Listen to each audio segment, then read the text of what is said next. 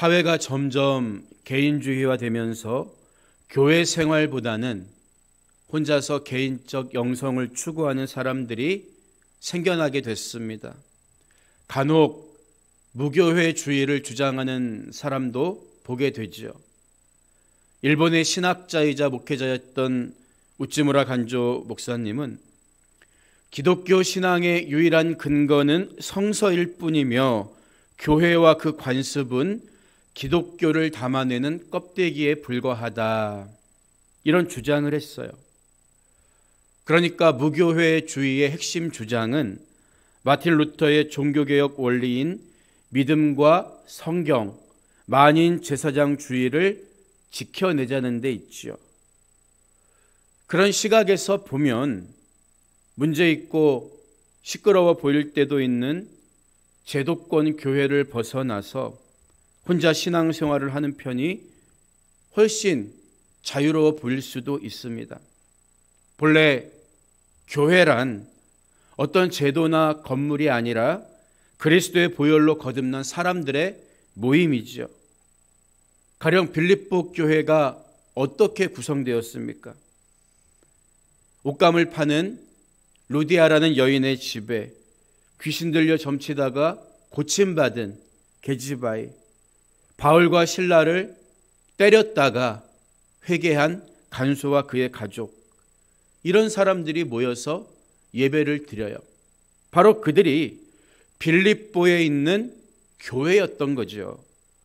예루살렘 교회 역시 예루살렘에 세워진 건물을 말하는 것이 아니라 예수를 그리스도로 고백하는 사람들의 모임을 이야기하는 것입니다. 그런 점에서 예배당이나 교리, 제도를 지나치게 절대시하는 편협된 교회주의를 반대하는 무교회주의는 설득력이 있어 보입니다. 여러분, 하지만 무교회주의의 모든 주장을 다 수용할 수 있는 것은 아닙니다. 왜냐하면 무교회주의가 간과하는 주장 중 일부는 원래 건강한 교회라면 당연히 지켜야 할 성경이 요구하는 성경적인 모습이기 때문이에요. 무교회주의가 갖는 특히 위험한 요소 중 하나가 영적 개인주의입니다. 독립군처럼 행동하는 거죠. 하지만 우리는 처음부터 교회라는 가족 공동체로 부르심 받았다는 것을 성경을 통해 확인할 수 있는 거예요. 그래서 바울은 나는 이제 너희를 위하여 받는 괴로움을 기뻐하고 그리스도의 남은 고난을 그의 몸된 교회를 위하여 내 육체에 채우노라, 이런 고백을 한 거죠. 때로는 성도들이 바울의 마음을 아프게 하고 잘못된 가르침에 속아서 교회가 분열될 때도 있었지만 그런 교회를 포기할 수 없는 거예요. 버릴 수 없는 거예요. 주님의 몸된 교회를 위해서 내 모든 고난을 내 육체에 채우겠노라. 이것이 우리 신앙의 선배였던 바울의 고백이었던 거죠. 연약하고 부족한 점이 있더라도 교회는 우리가 끝까지 지키고 가꾸어 가야 할 예수님의 몸입니다. 우리는 잘못된 교권, 제도, 교회주의를 벗어나야 하고 무교회주의가 갖는 영적인 개인주의도 뛰어넘어야 하는 거예요. 교회주의와 무교회주의를 넘어 성경이 말하는 진짜 주님이 기뻐하시는 주님의 몸된 교회를 세워가야 합니다. 오늘 읽은 본문 말씀 또한 교회 생활에 충실할 것을 권면하고 있는 말씀이에요. 히브리서를 크게 두 부분으로 나눈다면 지난 시간까지 우리가 열심히 읽었던 10장 18절까지가 전반부이고 오늘부터 읽게 되는 나머지가 후반부다, 이렇게 나눌 수 있어요. 전반부에서는 그리스도의 우월성에 대해서 계속해서 논증해 왔죠. 예수 그리스도는 천사보다 우월하시고 모세보다도 제사장보다도 그리고 옛 언약과 제도보다도 우월하신 분이십니다. 오늘 우리가 읽은 말씀은 그 뒤에 이어지는 후반부의 서론 부분으로서 후반부의 중심 내용은 믿음으로 세워지는 교회의 책임에 관한 권면의 내용이라고 볼 수가 있어요. 먼저 19절과 20절을 보면 그러므로 형제들아 우리가 예수의 피를 힘입어 성소에 들어갈 담력을 얻었나니 그 길은 우리를 위하여 휘장 가운데로 열어놓으신 새로운 살 길이요 휘장은 곧 그의 육체니라. 이렇게 말합니다. 예수님이 십자가에서 운명하실 때 성소의 휘장이 찢어지지요. 히브리서 기자는 예수님의 육체가 곧 성소를 가리고 있던 휘장이라고 이야기하면서 이제 찢기운 예수 그리스도의 희생을 통해 누구든지 성소에 계신 하나님께 나아갈 수 있게 되었음을 선언하고 있는 거예요. 이것은 지금까지 앞서서 논증해온 예수 그리스도의 우월성에 대한 결론이라고 말할 수가 있습니다. 휘장 너머에 뭐가 있습니까? 언약궤가 있죠. 구약시대 언약궤는 하나님의 임재, 곧 하나님의 능력과 영광과 존귀를 상징하는 하나님과 맞먹는 성물이었습니다. 그래서 아무나 들어갈 수가 없었어요. 대속죄일에 대제사장이 한 번 들어갈 수 있었죠. 본문에서 들어갈 담력을 얻었다고 했는데 담력으로 번역된 파르레시아란 단어는 모든 것을 말할 수 있는 자유를 의미합니다. 그러니까 본래 정치적인 단어로서 당시에 완전한 시민이 누리는 발언의 권리를 가리키는 표현이에요. 그들은 공적 집회에서 자기 견해를 자유롭게 터놓고 말할 수 있는 권리가 있었죠. 하지만 노예라든지 외국인들에게는 자기 생각을 마음대로 말할 수 있는 권리조차 없었던 거예요. 따라서 파르레시아, 담력, 이 단어를 통해서 히브리서 기자가 말하고자 하는 바가 뭘까요? 우리 성도들은 예수 그리스도의 피로 하나님 앞에서 찬양하고 예배할 수 있는 특권을 받은 존재라는 것을 밝히고 있는 거예요. 우리가 이런 특권을 받은 이유는 분명하다는 거죠. 그냥 듣기 좋으라고 이런 권리, 담력을 주신 게 아닙니다. 성소에 들어갈 담력을 허락하신 가장 큰 목적은 마음껏 하나님을 찬양하고 하나님의 영광을 구하고 하나님께 예배하도록 하시기 위함이라는 거죠. 하나님은 이사야 43장 21절에서 당신의 택한 백성을 가리켜 이 백성은 내가 나를 위하여 지었나니 나를 찬송하게 하려 함이니라. 이 말씀을 하시죠. 믿음으로 영적 이스라엘이 된 저와 여러분도 하나님께 나아가서 하나님을 찬양하고 예배하는 게 마땅한 일이라는 거예요. 하늘 성소에는 우리의 중보자가 되시는 예수님이 계십니다. 그래서 본문 21절은 또 하나님의 집 다스리는 큰 제사장이 계심에 이렇게 이야기하고 있는 거죠.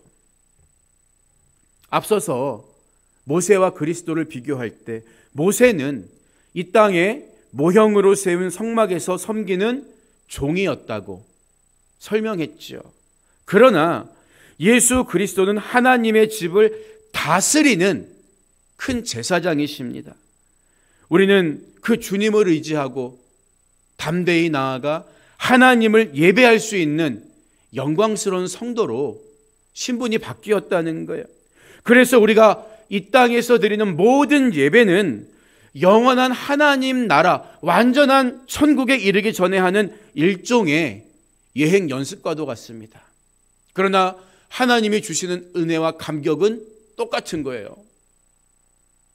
예배는 그래서 정해진 순서에 따라 그냥 형식적으로 드리는 종교의식이 아닙니다.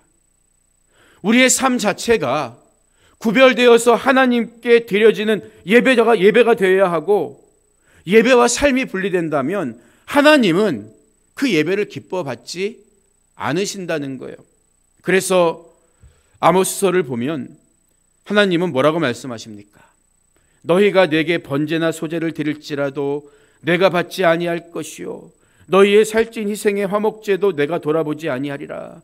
내 노랫소리를 내 앞에서 그칠지어다 내 비파소리도 내가 듣지 아니하리라. 강한 어조로 경고하십니다. 가난한 자를 압제하고 거짓말을 일삼고 그런 태도로 하나님을 예배하러 나와서는 안 된다는 거죠.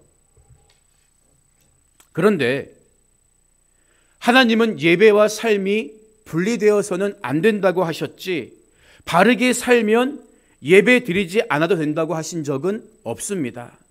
우리는 유형의 교회에 모여서 하나님을 예배하며 무형의 교회인 각자의 삶을 통해 하나님께 영광 돌려드립니다. 유형의 교회 생활을 통해 무형의 교회를 사는 힘을 공급받는 거죠. 그래서 우리의 예배와 섬김 속에 사랑의 나눔이 있어야 하며 그리스도를 닮아가는 모습이 나타나야 하는 것입니다.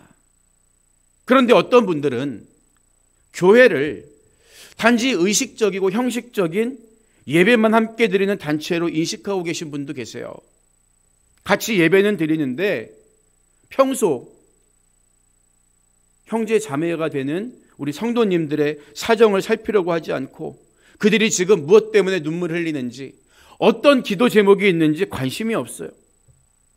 조금만 교회 규모가 커지면 아예 서로 이름도 모르는 경우가 부지기수죠.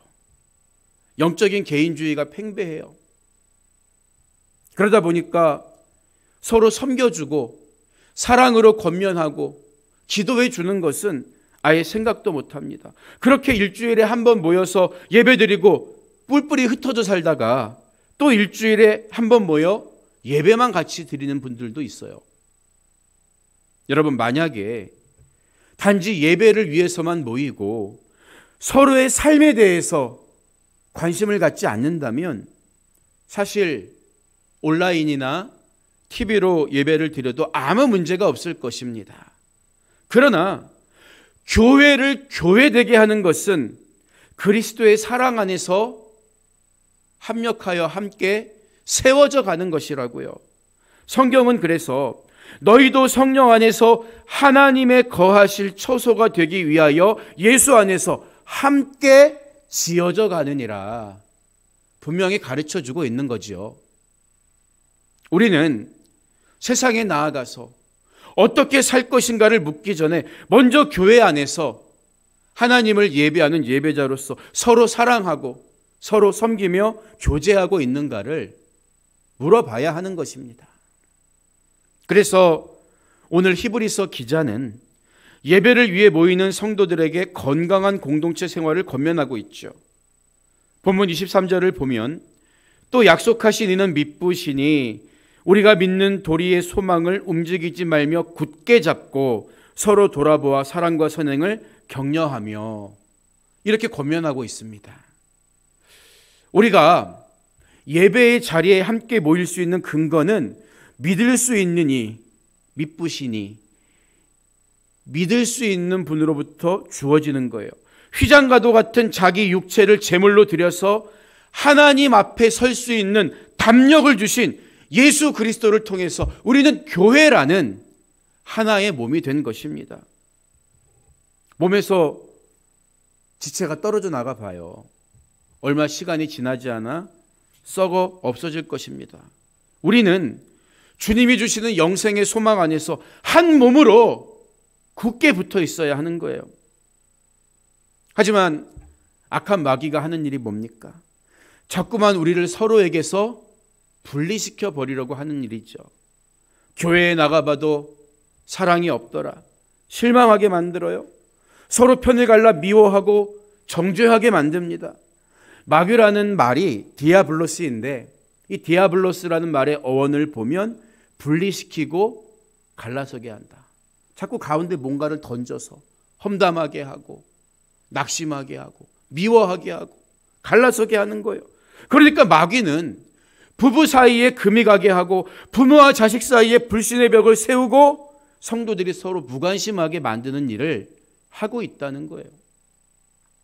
그래서 오늘 본문은 굳게 잡고 서로 돌아보아 사랑과 선행을 격려하며 이렇게 요구하고 있는 거죠. 서로 돌아본다는 말은 적극적인 표현입니다. 상대가 자기 사정을 말하기 전에 먼저 다가서는 거예요. 예전에 교회에서 열심히 봉사하는 속장님들 하는 일이 뭡니까? 우리 속회원들 가정에 어려움은 없는지, 병자는 없는지, 뭔가 문제는 없는지 늘 다니면서 돌보는 거예요. 우리 모든 성도들에게 그런 마음이 필요하다는 거죠. 그리스도의 사랑이 초라한 나를 변화시키셨듯이 그 또한 하나님을 변화시킬 수 있다는 것을 믿고 우리는 그저 사랑을 뿌리는 거예요. 섬김을 포기하지 않는 것입니다. 우리 예수님의 사랑이 그랬기 때문이에요. 자기를 버리고 희생함으로써 죽어가는 우리 모두를 살리는 사랑 아니었습니까? 그 사랑이 나를 살렸고 우리를 변화시켰습니다. 우리는 교회 안에서 사랑과 섬김으로 주님의 이 마음을 흘려보내야 한다는 거예요. 혹시 우리 공동체 안에서 소외감을 느끼고 아픔과 절망을 느끼는 분은 없을까요? 우리는 돌아봐야 하는 거예요. 회개하는 마음으로 허리를 숙여 제자들의 발을 씻겨주신 주님처럼 주님의 손과 발이 되어서 상처 입은 영혼은 없는지, 방황하는 영혼은 없는지 낮은 자세로 섬기고 다가서야 합니다. 저부터가 그러지 못했어요. 우리가 교회에 모이는 이유는 말씀 듣고 은혜만 받기 위함이 아니라 이처럼 주님의 사랑을 나누기 위함입니다. 주님의 마음으로 내가 먼저 시작할 때 하나님이 일하시는 놀라운 기적을 보게 될 것입니다.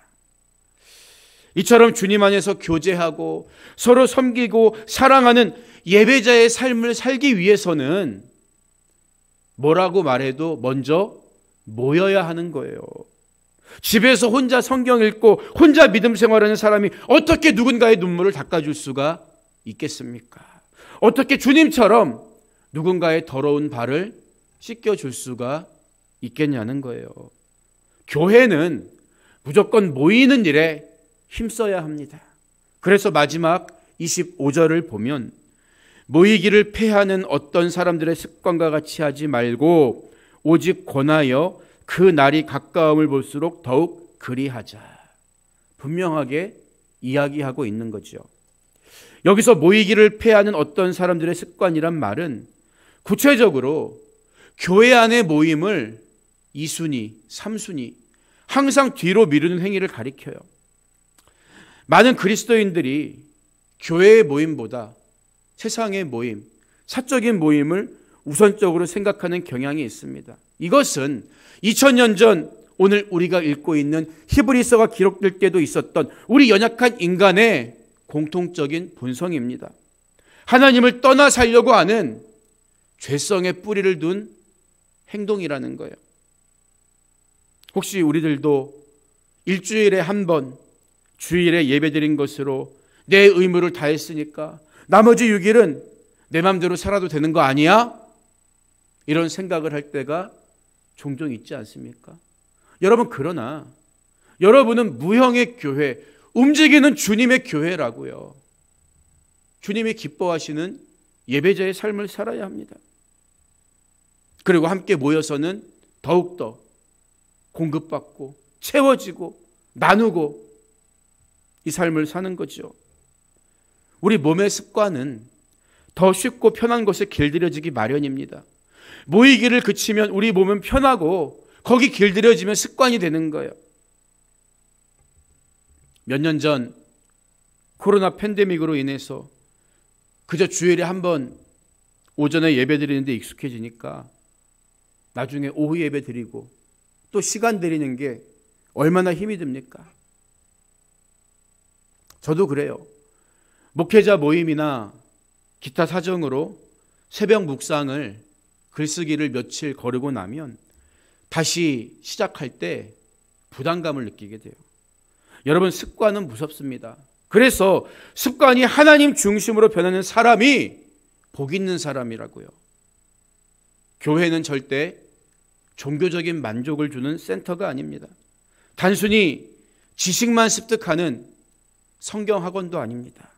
교회는 그리스도 예수의 죽으심과 부활하심을 믿는 성도들이 하나님을 아버지라 부르며 같은 권속이 되어서 그 사랑을 함께 나누고 세워주고 채워주는 살아있는 영적 가정입니다. 우리가 그리스도의 몸된 지체라면 조건 없이 모여야 하는 거예요. 우리 안에 갈등과 벽이 있다면 그것은 또한 우리 모두의 책임인 것입니다.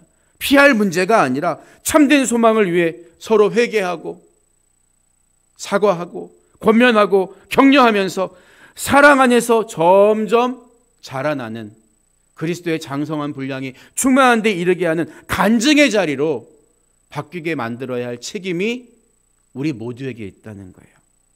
우리는 그 일을 위해서 하나로 부르심 받았기 때문입니다. 오늘 말씀을 마무리합니다.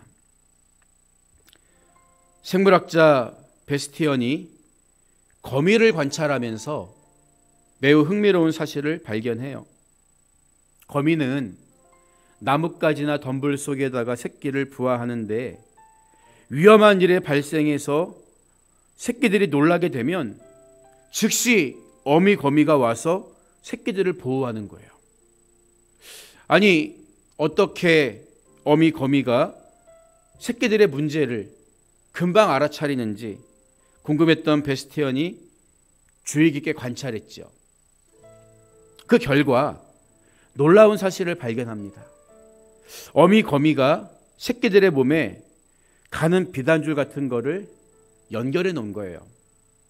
새끼들이 적들의 위협을 받아 몸을 심하게 움직이면 그 줄이 팽팽해지기 때문에 어미가 즉시 달려올 수 있었던 거지요.